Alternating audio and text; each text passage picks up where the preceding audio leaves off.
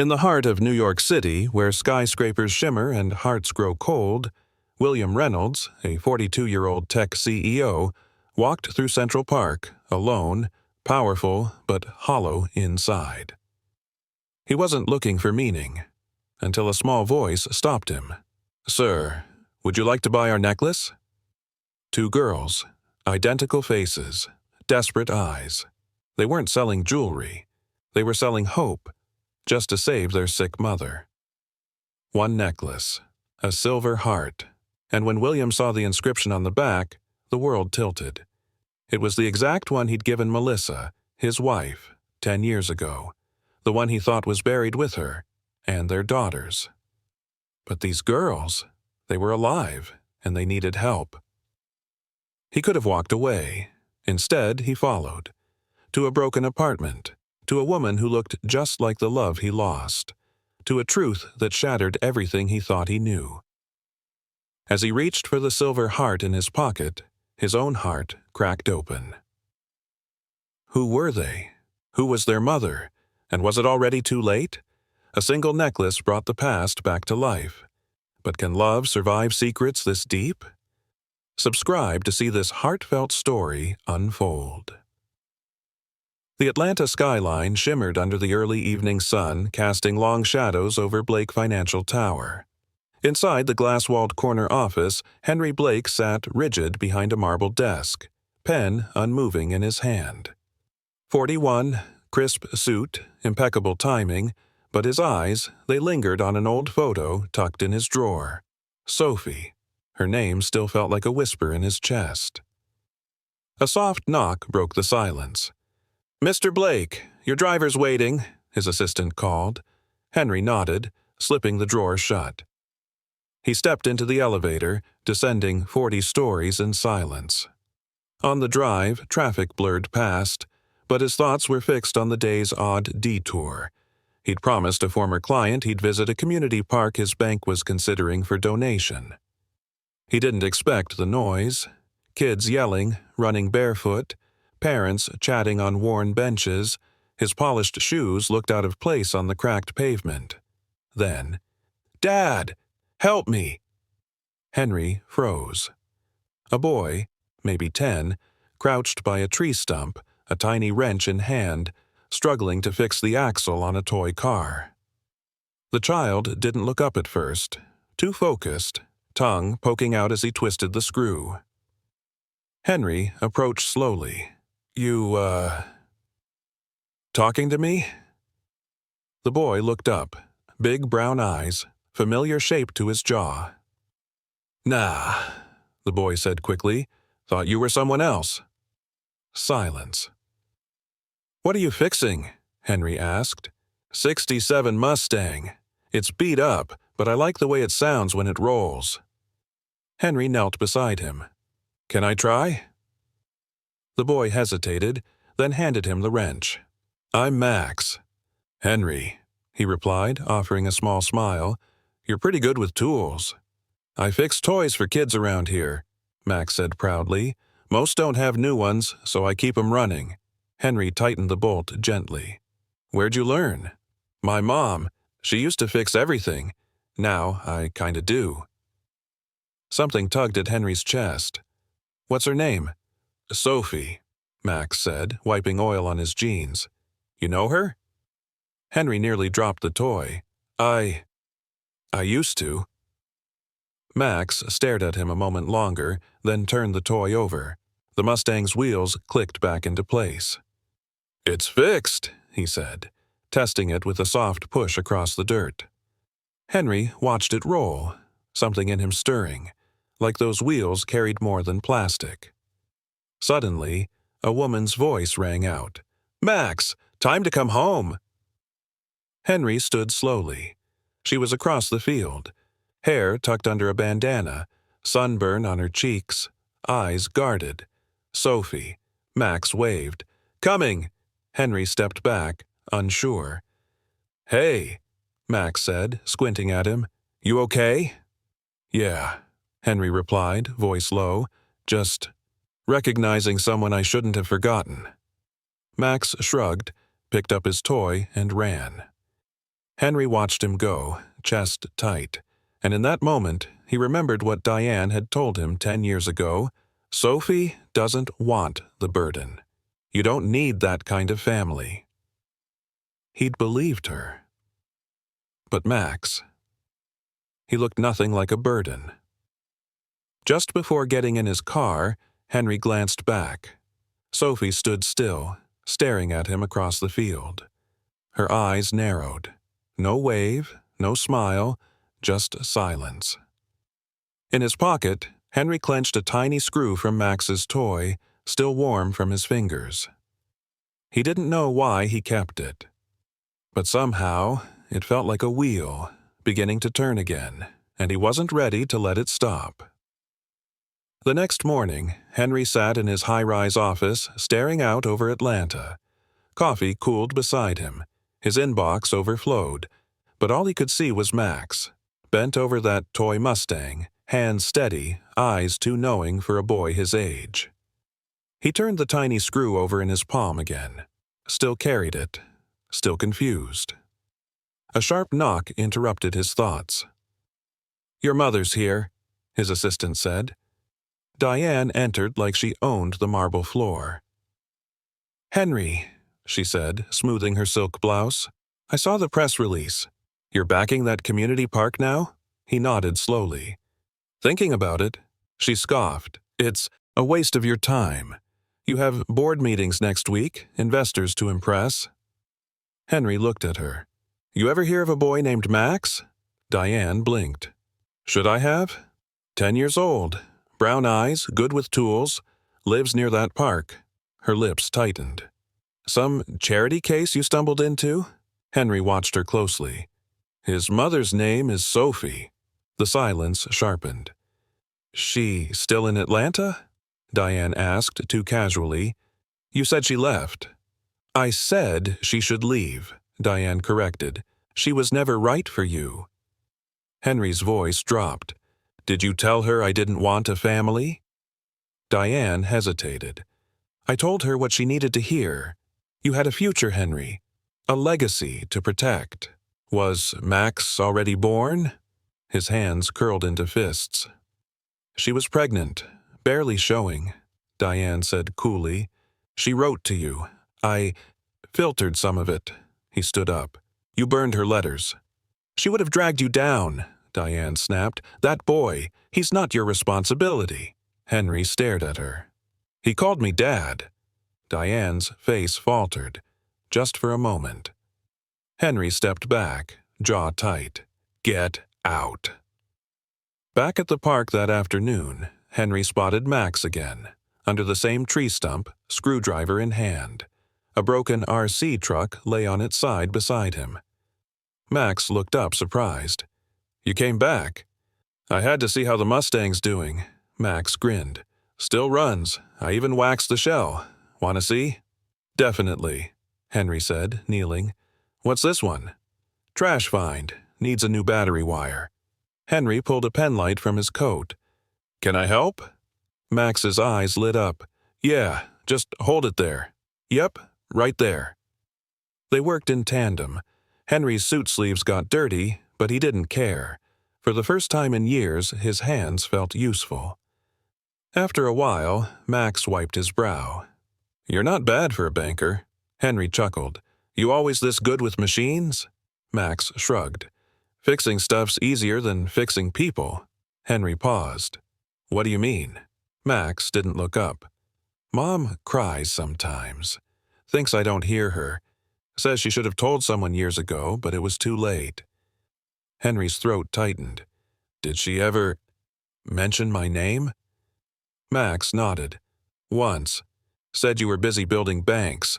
Said it wasn't your fault." Henry lowered his voice. "She's wrong. It was." Max looked at him. "You're not like I pictured." Henry met his eyes. "What did you picture? Someone colder, richer, taller maybe?" Max smirked. Henry laughed, really laughed, for the first time in years. Then a voice called across the grass. "Max!" Sophie stood near the fence, her expression unreadable. Max grabbed his toys. "That's my mom. You should come say hi." Henry stood slowly. "I don't think she wants me to. She's just stubborn," Max whispered, "like me." As they approached, Sophie crossed her arms. "You again?" she said flatly. "I needed to talk to Max," Henry replied. "I saw you talking," she said, voice steady. "Now you've seen him. Please don't confuse him." Henry looked at her gently. I was the one confused. Max stood between them, clutching the RC truck, the symbol of something broken, being repaired. Henry looked down at him. "You're pretty amazing, Max." Max smiled. "You too, I think." Sophie exhaled, eyes softening just barely. Henry turned to go, but paused. "You should have let me know." "I tried," she said quietly. "Ask your mother." Then she led Max away. Henry watched them, heart pounding. This wasn't over, not yet. Saturday morning brought a break in the rain, and Henry found himself parked outside a small brick building tucked behind a grocery store. The Haven, painted in blue letters above the door. The community house Sophie volunteered at. He hesitated before stepping in. Inside, the air smelled like coffee and crayons. Kids' laughter echoed from the back room. A woman in a denim jacket approached. "Can I help you?" "I'm looking for Sophie Carter," Henry said. The woman tilted her head. "You a donor?" Henry hesitated. "I might be." Sophie stepped out from the hallway, wiping her hands on a rag. When she saw him, her body tensed. "You followed me here now?" "I'm not here to argue," Henry said calmly. "I just want to understand. About Max. About what happened." Sophie folded her arms. "You want the truth now? After 10 years? Yes." She led him to a side room, quiet, with puzzles stacked on a shelf and sunbeams streaking across a wooden floor. She leaned against the wall. "You remember that night I told you I was scared? That I felt alone even when I was with you?" Henry nodded. "I wrote to you, after I found out I was pregnant," Sophie said. 3 letters. I didn't want to beg, but I thought maybe you'd care." He clenched his jaw. "My mother never showed me anything." Sophie gave a bitter smile. "Of course not. She told me you were set on your career, said kids would ruin your trajectory." Henry lowered his gaze. "She told me you left. No explanation." "I stayed," Sophie said quietly. "I worked. I raised Max alone. I built something without you." He stepped closer, and he turned out incredible. Sophie's voice broke. "You don't get to just appear and claim credit for that." "I'm not trying to," Henry said. I want to be part of his life now." She studied him.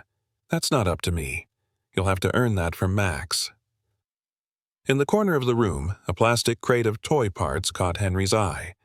Among them sat Max's old Mustang, paint chipped, front axle still loose from yesterday's fix.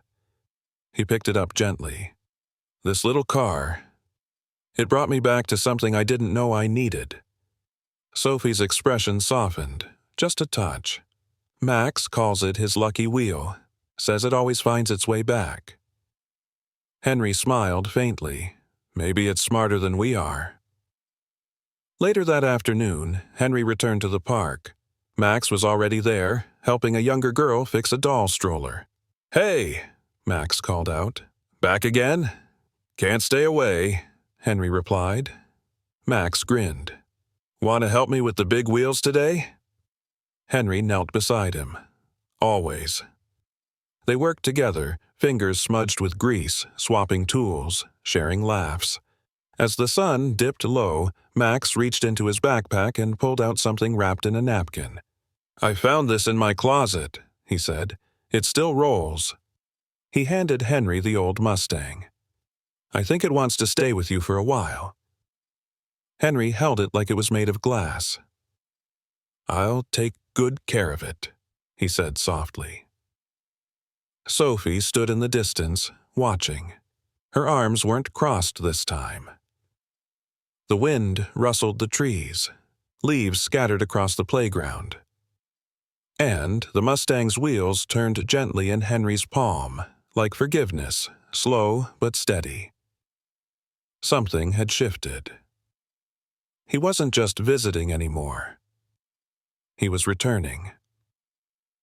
Monday morning, the sun barely peeked through the blinds of Henry's corner office.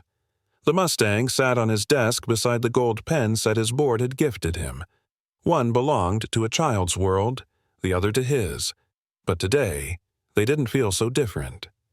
His phone buzzed. "Mr. Blake," his assistant said, "your mother's waiting in the conference lounge." Henry didn't move. "Tell her I'll be down later." A pause. She insisted. He sighed, slipped the Mustang into his coat pocket and made his way down. Diane stood by the long window, designer heels clicking as she turned. "Skipping the Charleston investor brunch? Really, Henry?" "I had something more important," he said coolly. Her eyes narrowed. "Is this about that boy again?" "His name is Max," Henry replied. "And yes." Diane crossed her arms. "You're not thinking clearly. That woman, she trapped you." Henry's jaw tightened. "No, you did. You lied. You burned her letters. You told me she left." She stepped closer. "I did what was necessary. You were on the cusp of taking this company national. I wasn't about to let a teenage mistake derail everything your father built." Henry pulled out the Mustang. "He gave me this." Diane stared. "So what? A toy?" "No," Henry said. "A symbol of what I lost, of what I want to rebuild." Diane's voice dropped. "Don't throw it all away for guilt." "I'm not doing this out of guilt," he said firmly. "I'm doing it because I finally see what matters." He turned and left, ignoring the way her voice echoed down the hall. Later that day, Henry stood in front of a group of board members at the city planning office. A large blueprint stretched across the table, his proposed community playground plan. "I want to use our next donation cycle to fund this project," he said. "Low-income neighborhoods, accessible play areas, a partnership with the Haven." The room fell silent. "Mr. Blake," one exec said cautiously, "that would mean skipping our gala appearance next quarter. It could affect PR." Henry looked each of them in the eye. "We'll gain something bigger than press. We'll build something real." He didn't wait for their approval. He walked out. By the time he arrived at the park, kids were already laughing under the golden light. Max was on the bench, turning a broken robot over in his hands. "Looks tricky," Henry said. Max grinned. "Just needs rewiring. I like tricky stuff." Henry sat beside him. "I do too, but sometimes it takes time to fix the stuff inside first." Max blinked. "You talking about the robot, or you?" Henry laughed softly. "Both." Max dug in his backpack and handed Henry a folded page. "I drew this in art class, for you." It was a sketch of the playground. Trees, kids, a tall man kneeling beside a boy. At the top, in messy-colored pencil, it said, "Mr. Henry's Park." Henry's throat tightened. "You really think we can build it?" Max asked. Henry nodded. "Yeah, and when it's done, I want you to cut the ribbon with me." Sophie's voice cut in gently. "He already picked out the scissors." They turned. Sophie stood with her arms crossed, but this time her smile was there. "You didn't have to do all this," she said. "I did," Henry replied, "not to impress you, to show him he matters." Max looked between them. "So, does this mean you're staying around?" Henry met Sophie's eyes. "I'm not going anywhere." And beside them, the old Mustang car rolled off the bench. Its wheels turned steady in the dirt, like something was finally beginning to move forward. The next evening, Henry sat on a worn bench at the edge of the park, watching Max guide a group of kids through a toy-fixing circle. Sophie stood nearby, arms folded, a half smile on her face. "He's got your focus," she said quietly. Henry looked at her. And your patience. I still can't believe I missed this much. She turned to him. You didn't just miss birthdays, Henry. You missed the hard nights, the scraped knees, the days he needed someone to talk to who wasn't worn out from 2 jobs. Henry's voice lowered. I didn't know. Sophie nodded slowly. I believe that now, but believing doesn't erase 10 years.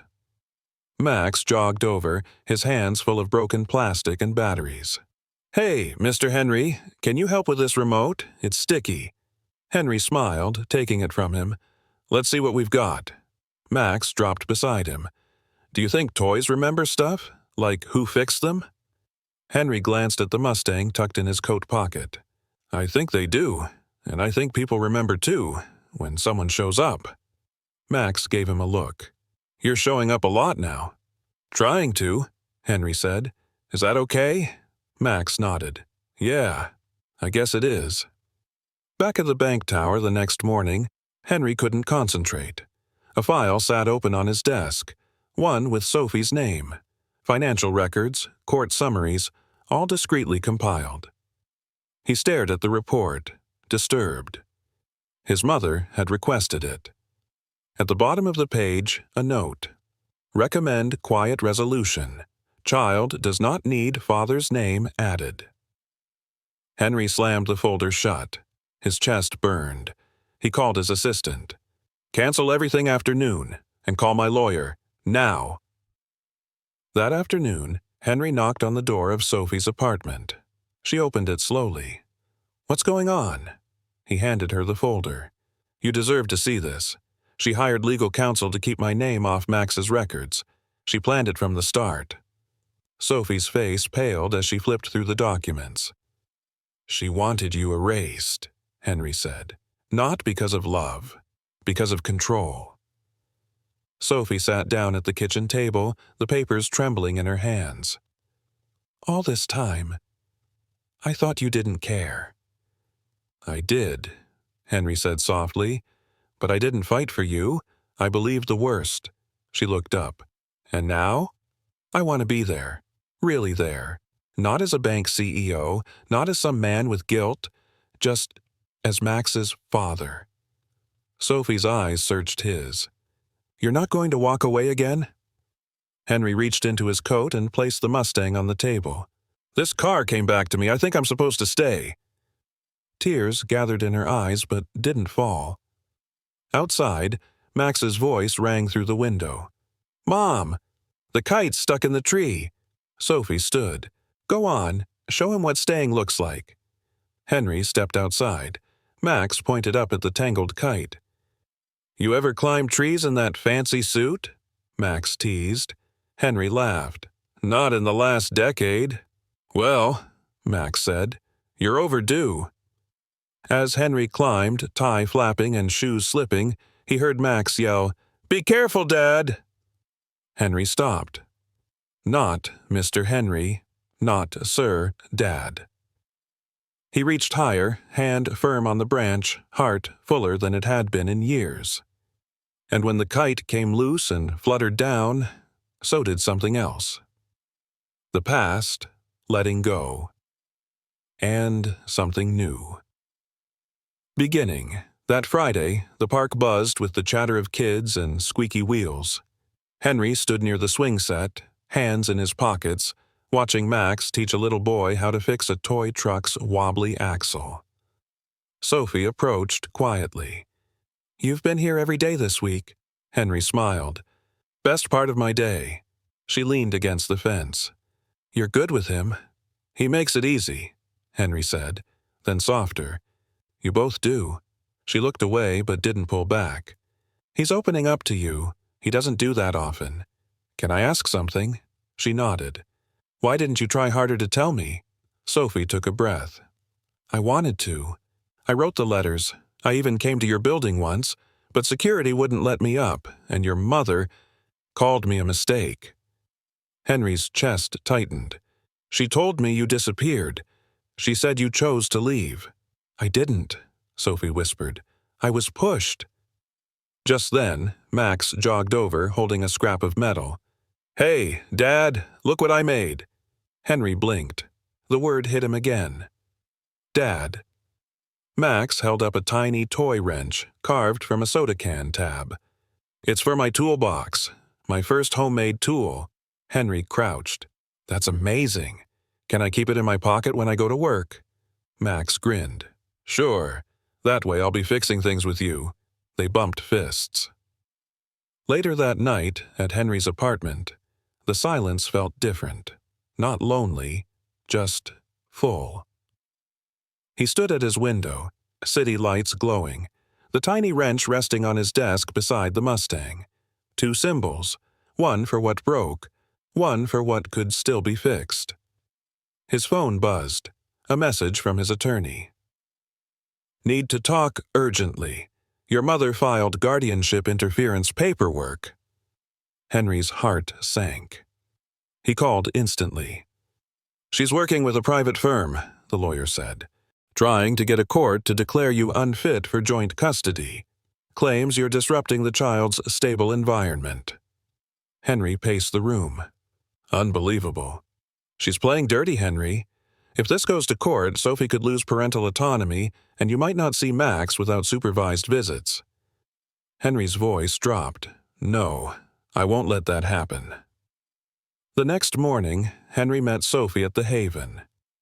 She noticed the storm in his eyes before he spoke. What happened? My mother's trying to take Max from both of us. Sophie went pale. Why? Because she can't control this, Henry said. She sees Max as a threat to the legacy, the same legacy that made her erase you. Sophie pulled out a chair. What do? We fight back, Henry said. Together. I've already talked to a family law expert.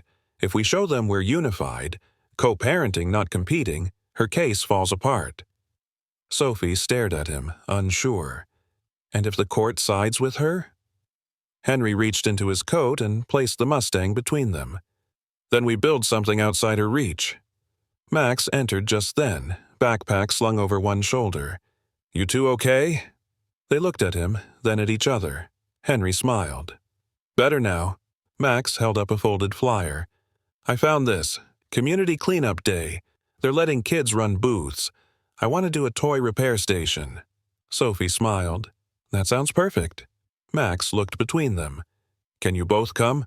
Henry and Sophie exchanged a glance. Absolutely, Henry said. We'll be there. Max lit up, then ran off. As his laughter echoed through the hallway, Sophie touched the Mustang gently. This still means something to you? She asked. Every day, Henry replied, and as the door closed behind Max, it felt like the beginning of a different kind of defense, one built not with wealth or lawyers, but with love and the will to fight for it. Saturday morning, Henry walked through the quiet rows of the Haven storage room, sunlight filtering through dusty blinds. Stacked bins of old toys, broken parts, and crumpled cardboard made narrow pathways. But he wasn't looking for toys. He was looking for answers. In a back corner, he found a worn cardboard box marked Community Donations, 2013. Henry knelt and opened it. Among the forgotten dolls and rusted trucks, he spotted something different, an envelope. The paper had yellowed, but the handwriting stopped him cold. To Henry, I wish you'd want to know. He opened it slowly. Sophie's words poured out, raw, scared, honest. She'd been alone, pregnant, unsure whether to hope. He found 2 more letters underneath, dated weeks apart, all addressed to him. All never delivered. His breath caught. Diane hadn't just interfered. She'd erased Sophie's voice entirely. Later, at the park, Henry found Max under the tree stump bench adjusting a toy drone. Hey, Dad, Max waved. Almost got it flying again. Henry sat beside him. Can I ask you something? Max looked up. Sure. You ever wonder why I wasn't there? You know, before now? Max shrugged, still fiddling with the rotor. Sometimes, but Mom said maybe you didn't know, so I figured Maybe you'd come when you were ready." Henry smiled faintly. "You're a wise kid." Max held up the screwdriver. "Toys don't fix themselves. People don't either. But if you work at it, they get better," Henry finished. Max nodded. "Exactly." That evening, Henry stood at Sophie's doorstep again, the letters in hand. She opened the door, surprised. "You look like you saw a ghost." "I found these, in a donation box." Her face changed as she saw the handwriting. "You never got them," she whispered. "No," he said softly, "but I'm reading them now." Sophie stepped aside. "Come in." They sat at the kitchen table, Max asleep in the next room, his toy wrench resting on a napkin beside a half-built puzzle. Henry slid the envelope toward her. "Your words. They weren't weak. They were brave. You reached for me even after I failed you." Sophie's voice cracked. "I just needed you to try. Once." "I am," he said, "starting now, with everything." She looked at him for a long time. "Then stop asking for permission. Show up. For real." The next morning, Henry pulled into the lot behind the Haven with 2 boxes from his trunk. Inside, tools, fresh parts, and a brand-new toy-fixing table with Max's name etched in the corner. He walked into the community house and found Max already surrounded by kids. "Look what I made, Dad!" Max shouted. "A glider! It actually floats!" Henry beamed. "That's amazing! You're turning into a real engineer." Max leaned closer. "Can we fix stuff together next weekend, too?" Henry rested a hand on his shoulder. "Every weekend, for as long as you'll let me." From across the room, Sophie watched. Arms no longer crossed, eyes no longer guarded. She walked over and handed Henry a folded flyer. "Neighborhood board's asking for proposals," she said. "They want to turn that empty lot near the school into something useful." Henry raised an eyebrow. "What do you think it should be?" She smiled. "A place where kids fix things. Place that can't be erased."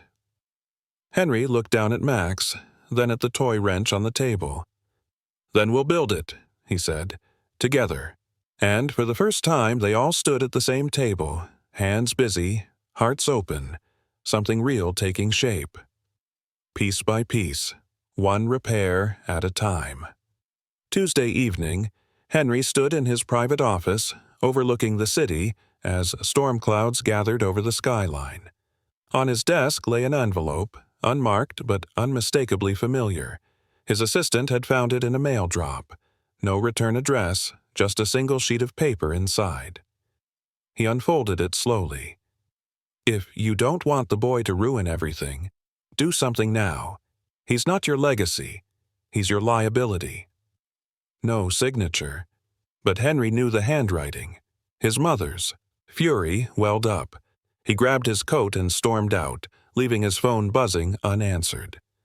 At Diane's penthouse, the doorman barely had time to open the door before Henry charged in. She was seated calmly on the velvet sofa, sipping tea. "You're losing control, Mother," Henry said, voice tight. "And now you're sending threats?" Diane didn't blink. "It's not a threat. It's a warning. You're emotional. That child, he's not part of the world we built. He is my son," Henry snapped, "and he deserves better than this." "You're risking everything," she said coolly. "The board, your shareholders, your name." Henry leaned closer. "Then take it. Take the name. Take the tower. I'll start over with Max and Sophie before I let you poison another generation." Her hand trembled just slightly as she set the cup down. He turned to leave. "And if you ever go near them again, I'll make sure your silence is permanent, legal and final." That night, Henry drove straight to Sophie's. The porch light was on. He stood there a moment before knocking. She answered in sweats, hair tied up, eyes tired but kind. "You okay?" she asked. "No," he said honestly. "But I will be, if I can talk to you." Inside, Max sat on the floor, working on a race car frame. He looked up. "Hey, Dad, want to help with the spoiler?" Henry knelt beside him. "Wouldn't miss it." As they worked, Sophie stood in the kitchen, watching them through the doorway. Her heart ached, both with fear and with something warmer. After Max went to bed, Henry stayed at the table, rubbing the back of his neck. "I have to tell you something," he said quietly. "My mother hired an attorney again. She's trying to contest guardianship behind your back. She sent me a letter today, called Max a liability." Sophie's jaw clenched. "She doesn't get to decide who matters." "I told her the same thing," Henry said, "and I walked away from all of it. The tower, the trust fund, everything she threatened." Silence settled between them. Then Sophie asked, "Why now?" Henry pulled the old Mustang from his pocket and set it gently on the table. "Because I finally know what matters, and none of it's in a bank vault." She stared at the car, then at him. "So, what are we going to do?" "We fight," he said. "Together. We build something they can't touch." Sophie nodded. The next day, at the Haven, Henry stood in front of a group of community board members, plans spread out beside him. "This is the lot," he said, pointing to a photo of the rundown field near the school. "We turn it into something real, a space for kids, for families, for second chances." One board member looked skeptical. "Why the sudden interest, Mr. Blake?"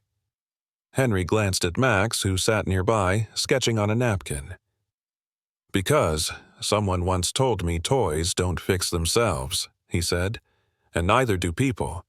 But if you show up, every day, sometimes they come back to life." He picked up Max's napkin.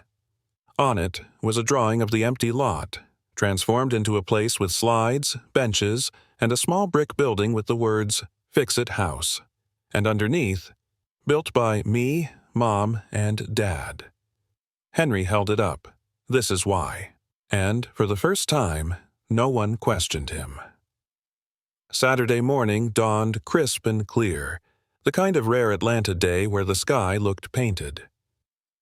Henry stood in front of the empty lot behind the school, overgrown grass, broken fence, one rusted swing still dangling from a twisted frame. Sophie stepped beside him, coffee in hand. "Hard to believe this will be something soon." Henry glanced down at Max's napkin drawing, now laminated and taped to a clipboard.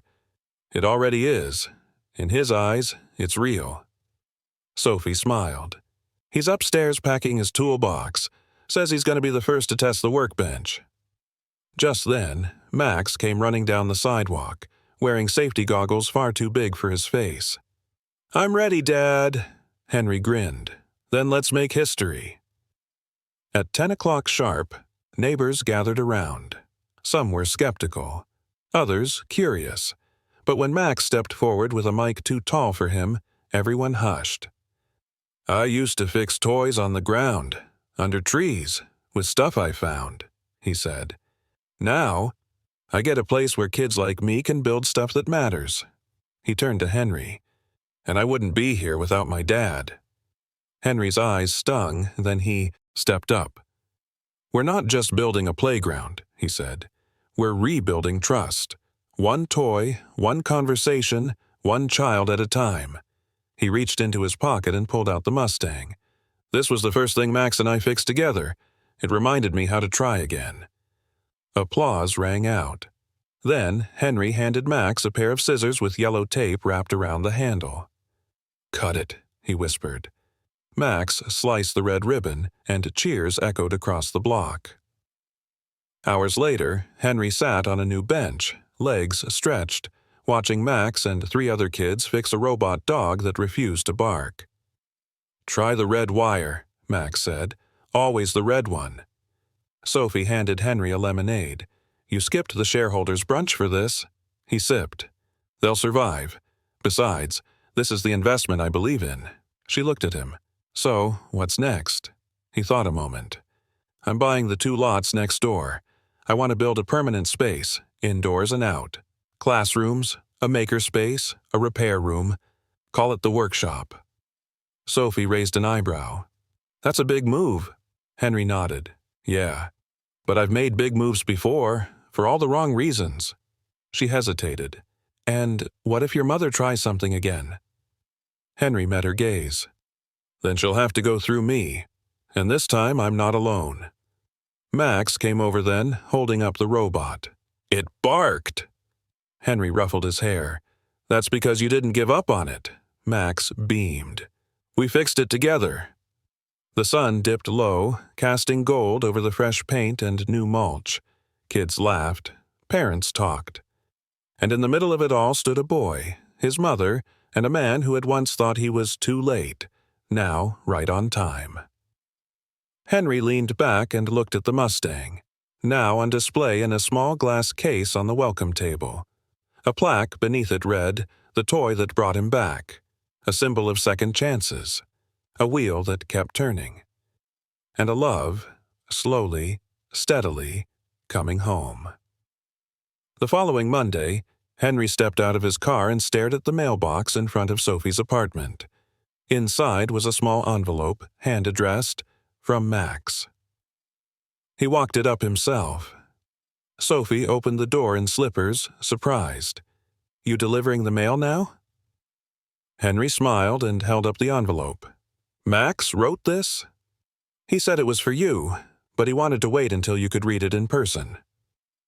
Henry stepped inside. Max sat cross-legged on the floor, gluing popsicle sticks into a ramp for one of the toy cars. Hey, Dad.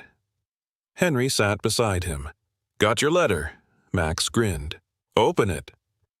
Inside was a folded card, handmade, scribbled in colored marker. On the front, a picture of the Mustang with lightning bolts on the sides. Inside it read, Thank you for showing up. You're the best fixer I know. I hope one day I can fix things like you. Taped beside the message was a small silver button. Henry blinked. What's this? Max beamed. It's from the Mustang. One of the first things we fixed. I replaced it with a stronger piece, but I saved the original. It's for you. Henry's voice caught. I'll carry it every day. Max hugged him, quick and tight. Later, as Sophie poured tea, she glanced at Henry. You know, he's never made anything like that for anyone, not even me. Henry looked down at the card, the button pressed between his fingers. That's more valuable than any bonus check I've ever cashed. She smiled faintly. You really gave up everything, didn't you? I gave up what didn't matter, he said. Turns out the important things were waiting for me under a tree in the park. Sophie leaned on the counter. He wants to invite you to Career Day, at school. Henry paused. Career Day? He's proud, she said, and maybe so am I. The next day, Henry stood in front of a classroom of third graders. He wore jeans, not a suit, and brought a toy drone instead of a presentation. Max introduced him. This is my dad. He used to be a bank boss. Now he builds places where kids can build dreams. The class clapped. Henry swallowed a lump. I used to think power came from tall buildings and big numbers, he said. But now I know it comes from helping people do small things with love, fixing a broken wheel, listening when someone's scared, showing up when it counts. A girl raised her hand. Do you still work in a bank? Henry chuckled. No, I work in a park, with a 10-year-old genius who teaches me stuff every day. Max smiled so big his goggles almost fell off. After school, they walked home together, Henry carrying Max's backpack. You were awesome, Max said. Everyone loved the drone. Think they'll let me come back next year? Max nodded. Only if you bring snacks. Henry laughed. Deal. That night, they returned to the workshop. The first coat of paint was dry. Sophie had added stencils of tools and gears along the walls. She handed Henry a roller. Want to finish the other side? He dipped it in deep blue. Let's do it. As the three of them painted under the soft hum of the overhead lights, Henry paused and looked at the wall. He took the Mustang from its display case and pressed the silver button Max had gifted him back into place. Then, with a screwdriver from Max's toolkit, he tightened it. Hands steady, heart full, fixed, together. And this time, it would stay. The next Saturday, Max waited at the park bench near the workshop, a shoebox in his lap. Henry arrived carrying 2 toolboxes, one big, one small. "Double shift today?" Max joked. "Something like that," Henry said, sitting beside him. "What's in the box?" Max opened the lid, revealing the Mustang. Polished, gleaming, every piece restored. "I cleaned it for the display case," Max said proudly, "but I wanted to give it back." Henry looked at the toy car, its wheels spinning perfectly now. "Why?" "Because you earned it. You didn't quit." Henry smiled. "Then I'm putting it somewhere better than a case." Together, they walked into the workshop.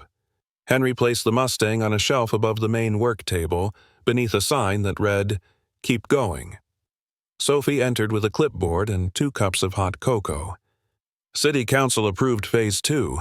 We get the next lot and funding for staff." "That's incredible," Henry said. She handed him the second cup.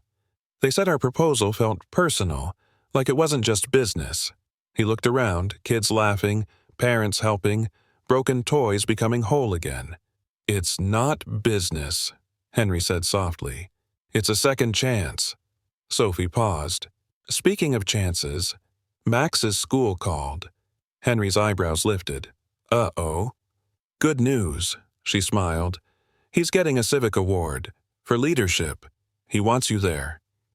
Henry blinked. "Me? You're the reason he believes people can change."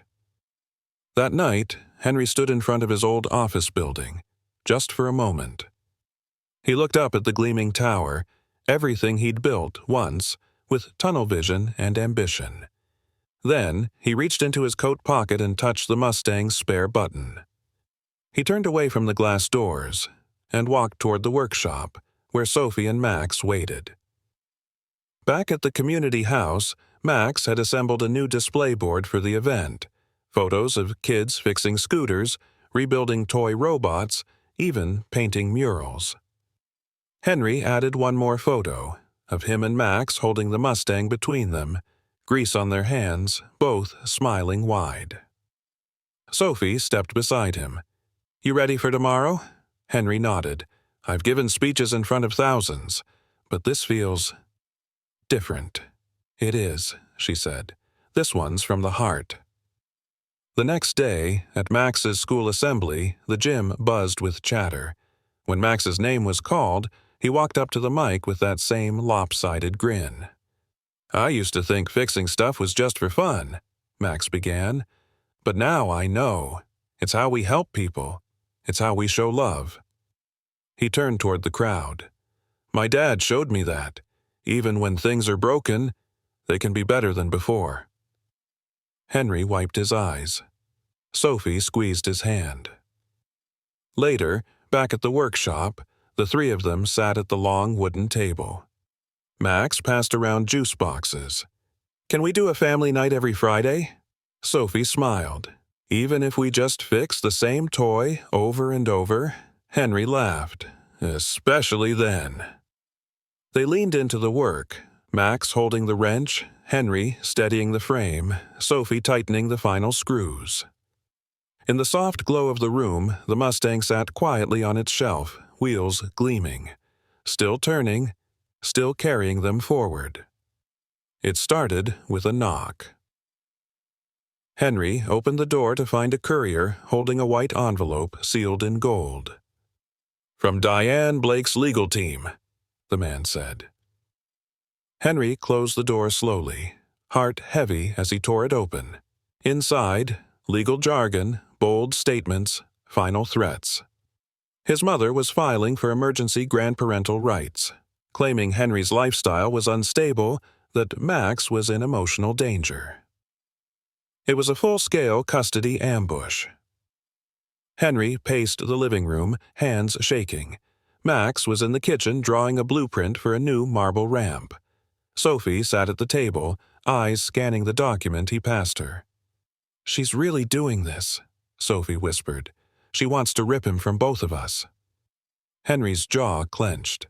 She's afraid. Afraid that a boy with a toolbox and a heart could undo everything she built. Sophie folded the letter. "So, what now?" Henry sat beside her. "We fight this with truth. We show them who Max really is, and what this place means to him." That weekend, Henry and Sophie filed a formal response, attaching statements from teachers, neighbors, even the city council. But the most powerful piece came from Max. He handed them a letter, handwritten, tucked inside the Mustang's original box. Henry opened it, and Max watched, quiet but proud. "I don't want to leave the workshop. I don't want to leave Mom or Dad. We fix stuff here, and sometimes we fix each other."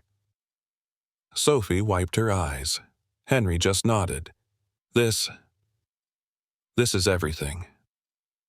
2 days later, in family court, Diane sat stone-faced beside her attorney. Henry and Sophie held hands. When the judge read Max's letter aloud, even the clerk paused. Then came the decision. "Petition denied," the judge declared. "The court recognizes the primary caretakers as both biological parents. Custody remains intact." Diane stood, lips trembling. Henry walked to her. "This didn't have to end like this. You could have had a place in his life, but you chose control over love." She turned away without a word. That night, the workshop overflowed with visitors, kids, parents, friends from the neighborhood. Max stood at the door with a clipboard. "Name tags and jobs," he announced. "Painters, fixers, snack patrol." Sophie handed Henry a small box. Inside, the Mustang, cleaned, polished, and now mounted on a wood base. A brass plate read, "Built back together." Henry held it, silent for a moment, then turned to Sophie. "This is our legacy." She nodded. "Not stocks, not towers, just this. Him. Us." Max ran over, holding a broken toy truck. "Dad, it's got a cracked axle." Henry smiled. "Let's fix it." Together, they bent over the table, Max guiding the repair, Sophie handing tools, Henry steadying the base. Outside, the city lights flickered, but inside, the workshop glowed warm. No court order, no wealth, just love, earned, tested, whole. And one old toy car, wheels still turning, still carrying them forward. A month after the court ruling, the workshop buzzed with new energy. A banner hung across the door. "Grand reopening. Now a community house." Kids ran around with toolboxes, parents organized stations, and laughter bounced off the freshly painted walls. Max stood beside the entryway, clipboard in hand. "Okay, we've got 3 volunteers for the bike repair station, 2 on doll stitching, and 1 guy who thinks he can fix a toaster." Henry chuckled. "We might need a fire extinguisher for that one." Sophie came over with a box of art supplies. "The mural wall's ready. We're letting the kids paint their dreams." Henry looked out at the group gathering near the back wall, brushes in hand, eyes lit with possibility. One little girl raised her hand. "Can I paint a garden? My grandma used to grow sunflowers." Sophie nodded. "Absolutely. This place is for memories, too." Inside, Henry walked to the office corner, just a nook, really, but it held a desk, 2 chairs, and a small shelf. On that shelf sat the Mustang, now framed behind glass with Max's silver button. Underneath, a brass plaque read, "Fixed by Heart." The city council had granted a grant for expansion. Local businesses chipped in supplies. But, more than that, people showed up. People who'd never had a place like this before. Later that afternoon, Henry stood outside, watching a group of teens patch a flat tire for a younger kid's scooter. An older man approached, cautious but curious. This your place?" Henry shook his head. "No, it's his." He nodded toward Max. "I just built the walls." The man smiled. "Well, whoever built it saved my grandson's summer." Inside, Max was helping a shy boy rewire a toy robot. "Try twisting it slow," Max said. "It won't spark that way." The boy followed the instruction, and the robot lit up. Max grinned. "Told you! Robots just need a little patience." Henry watched from the doorway, heart full. Sophie joined him, arms folded, eyes soft. This was never just about toys, was it? Henry shook his head. It was about showing kids that broken doesn't mean worthless. It just means not done yet. She rested her head briefly on his shoulder. "You've changed." He looked at her. Or maybe, "I just finally became someone Max could be proud of." That evening, they held a small ceremony.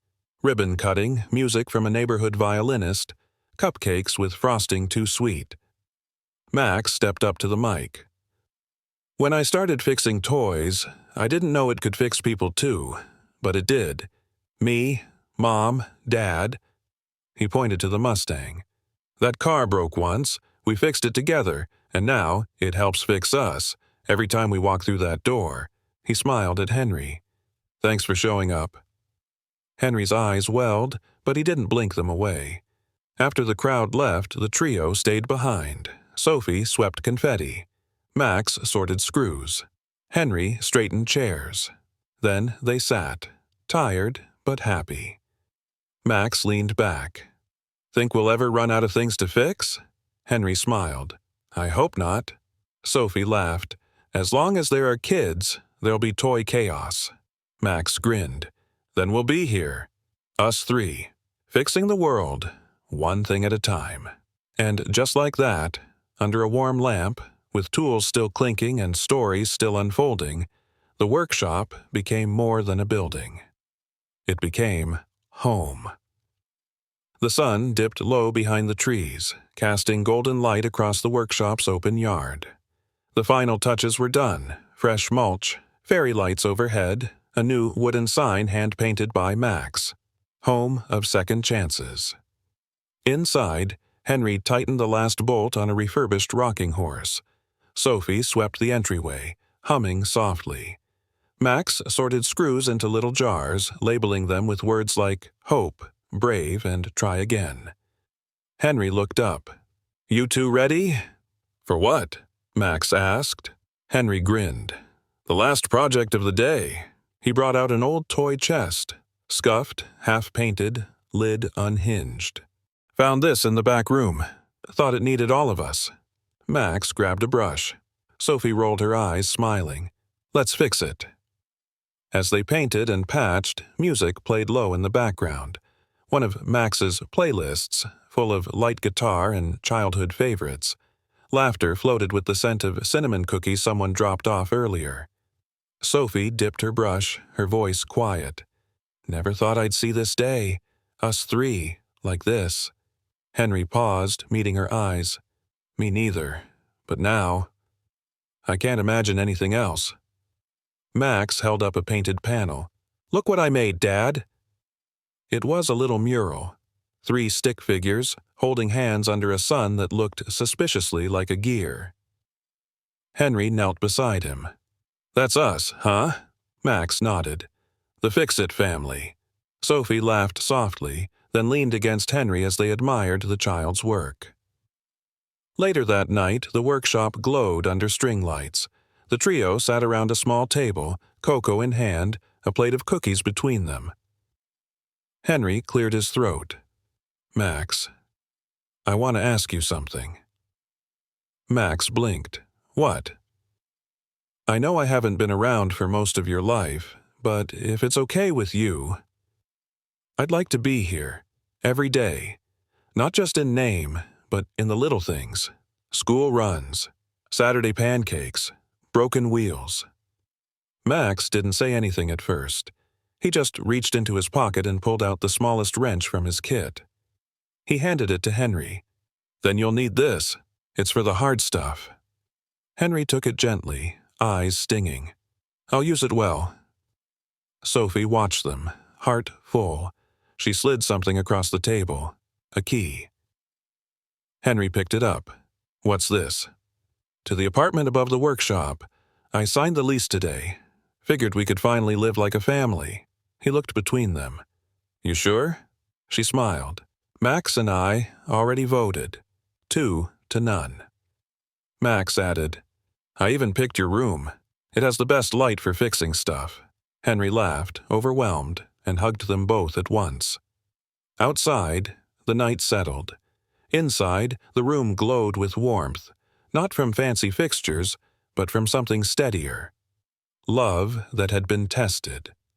Hearts that had been cracked, and carefully, patiently, repaired. And on the shelf above them, the Mustang sat in stillness. Its wheels, always turning, reflected the lamplight. A reminder that nothing broken stays broken when family shows up, tools in hand, ready to heal.